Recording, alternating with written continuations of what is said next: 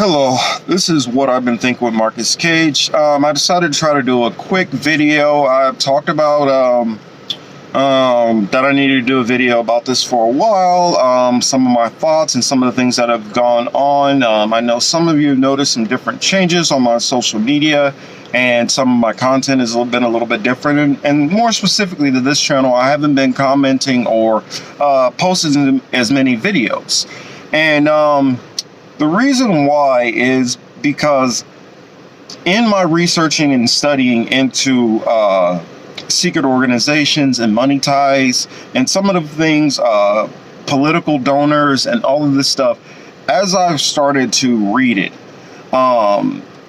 it's led me down a bunch of different pathways, and it has actually pushed me back deeper into religion.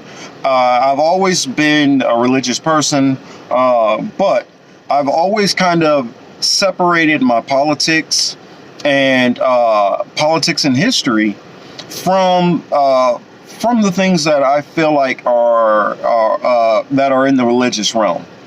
And as I started looking more into Illuminati and started looking more into Bilderberg and all of these different donors and all the people who I feel like are the so-called owners, as I went in and started researching that and going through the media ties and you know, just the overall 1% at the top, it started to form a narrative for me, and it started to become a repetitive narrative that I couldn't get away with.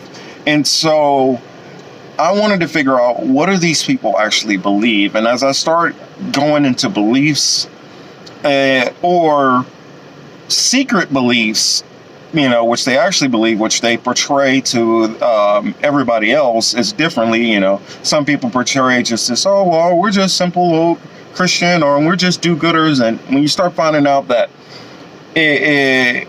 it's deeper than that, it's more layers to that, it's a lot of people who we are just giving this blanket of trust for in the media that we don't think is fallible. And we see all the corruption, we see all the connections, we see all of these things, we see how war situations keep on going on over and over and over, and we don't see major changes in the certain areas that we have been fighting and trying to change. But majority of you out there in the leftist sphere can't put this together for some reason. And so, since my perspective is that the secret societies and the people who control and run things, knowing and understanding what they're doing and how they're doing it is the actual cancer. And when you guys are talking about capitalism or worrying about this and a lefty movement and ranked choice voting and all of these different things like that, these are all symptoms of this larger problem that most of the people on the left are not paying attention to. It's frustrating for me, especially when I talk to various different people who I consider my colleagues, and they can't see this. They can see all the corruption. They can see that, oh, well, this person got this money from pharma and they did X. But to them, it's just isolated. It's just a million isolated, you know, cases that are all similar, but none of it has anything to do with somebody that can be manipulating or controlling stuff. Plenty of people on the left can sit there and say, oh, well, the Koch brothers obviously are controlling the Republican Party. That's a form of a conspiracy. That's a form of organization. You need to focus on what the Koch brothers are actually doing. But many of you feel like, oh, well, that's not important. Well, the rich are just the rich, and they're doing whatever they do, and we don't need to focus on any of that stuff. That's folly to me. That's complete nonsense. For you to know who the people are who are doing everything, but feel like that's not important to look into. And I know why some people don't want to go into it, because it gets into some touchy areas sometimes. People who know me, I've always been about truth. Good, bad, or ugly. And the problem I find is, because of certain powers that be have a lot more power, it has forced people to be afraid to even look in certain directions. And I feel like that's where I separate myself from many others. Just because I can hear a source from a right winger and they be correct on that one issue, it does not mean that you accept everything that they believe in. And a lot of people on the left will take one little thing that they have a problem with, that, or this person's a Republican, they voted for Trump, so now I can't hear anything they're saying. Everything they're saying has to be wrong. And I took that mindset and mentality during the Obama administration, when I obviously saw things were not going how I envisioned them to go under Obama. When I heard people who criticized Obama, because I knew some of them were racist, and because some of them, their criticisms were they just hated him regardless. It wasn't coming from a legitimate place. It wasn't coming from actual issues that they can point to. It seemed to be the issues were a convenient way for them to just go after him on his race issues. And so, of course, I rejected that and bulked away from that. And in doing that, I didn't hear some of the real and valid concerns I should have been hearing. And I say many of you, especially on the left, are doing the exact same thing. Now, granted, I know some of you I'm not going to be able to reach or convince, because many of you are atheists. Many of you hate God. So your perspective is going to be, I'm only focusing on history to a degree and some politics, and you're leaving a whole big chunk of things out. Even if you don't believe in, say, the miraculous parts of the Bible or the divinity part, one thing which you can look at, which is accurate, is they talk about actual history in the Bible. The Bible is full of actual history, and it lines up with secular history. And so for any feeling like, oh, well, I don't even pay any attention to the Bible, that's pointless, that's stupid, people who follow that are stupid. For one, if that's what you think, I think you are stupid. Because any book, which you can literally go in there and it starts talking about the different Caesars that were ruling. It goes into people like King Darius, which you can literally find, his tomb, you can find all the stuff, you can find, remnants of his kingdom, you can find all of these things. And also more things in the science and secular world have helped confirm some of my beliefs, not the other way around. The problem is many of you are so immersed in propaganda and flat out, let's call it what it is, bullshit. Complete and utter bullshit. And you guys are so certain, so sold on it, that you don't even question anything else. And you automatically feel like the other person who is not thinking what you're thinking, they must be the dumb one or stupid. And my thing, which I have to get across to you all, is I've literally followed politics my whole entire life. And history also. I mean, I majored in history in college. I minored in political science. I also, I don't know too many other people who have literally read encyclopedias cover to cover. I have always been diligent in anything where I put a flag in the ground and stand on a certain point or position.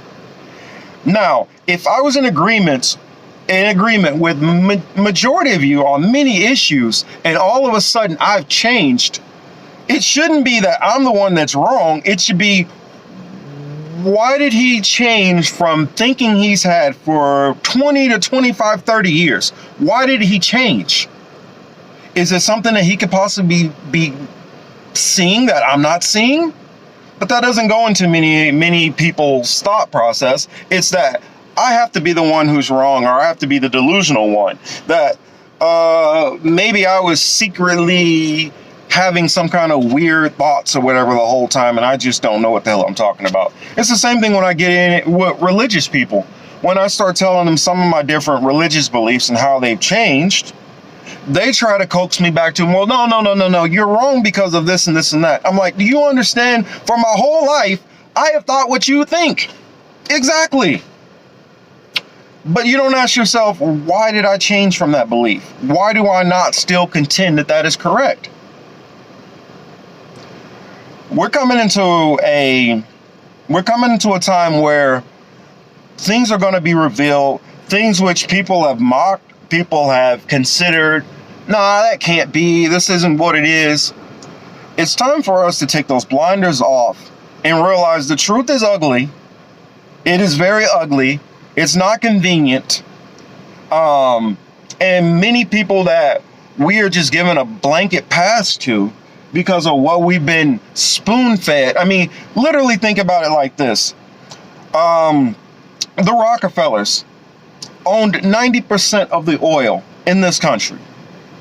Do you think that shit just went away? Like what they did was they diversified it into different companies, which they still owned, meaning they still kept the monopoly.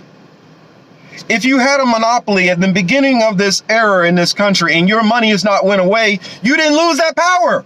Why don't you people get this? I mean, and I'm just gonna go ahead and go into it. The Rockefellers. Any of you people who think, oh well, that's just a hoax, or you can go back to World War I, when Nathan Rockefeller basically swindled everybody on Wall Street and took over majority of the nation's wealth. That's one freaking person. One person. Now, if you accumulate that much wealth, how much power do you have? But well, you guys are just conspiracy. It's because of Jewish. No, it has nothing to do with that. It has to do with understanding fucking facts. Facts.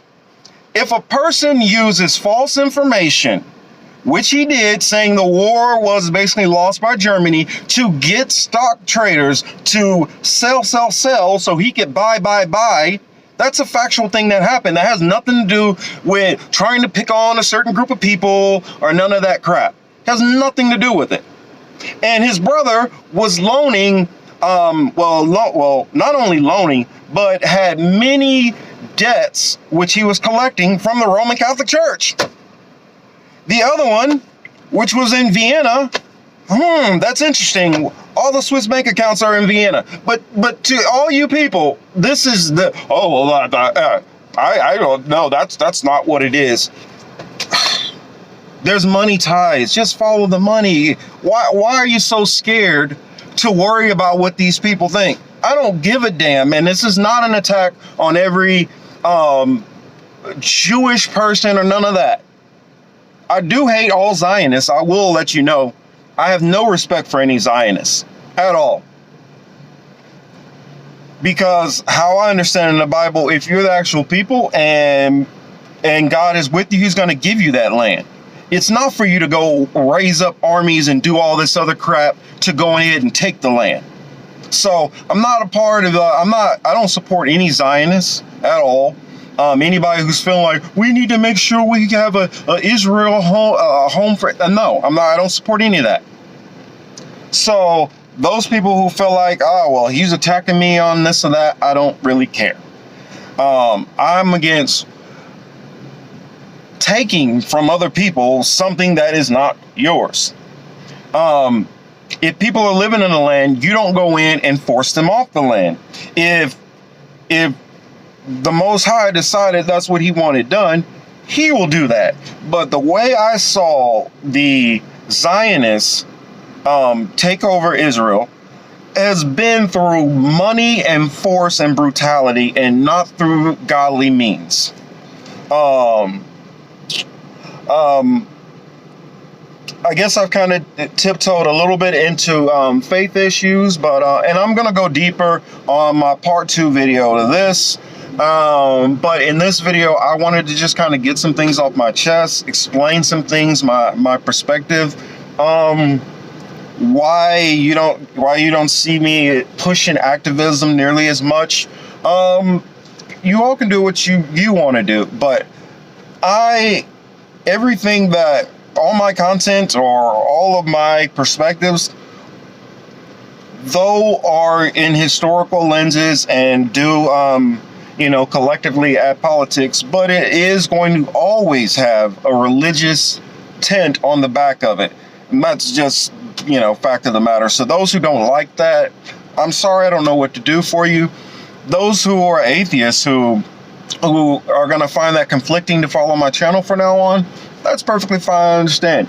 But if you are somebody who cares about the truth, just the truth, and is not worried about everybody's feelings out there, because the truth is going to hurt some feelings, and it's going to be culture shocking when you start finding out the real truth to a lot of things.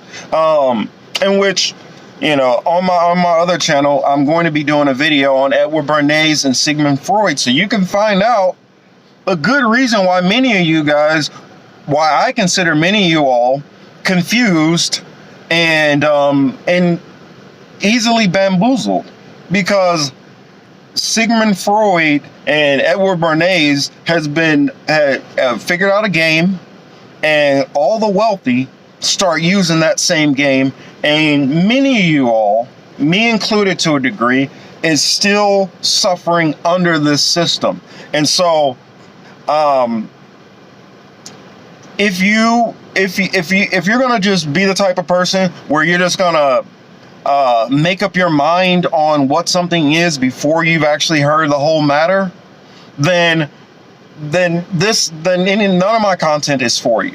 My content is only for people who are mature enough to be able to look through all of the facts, details, hearsay, and come with their own deduction and their own proper reasoning.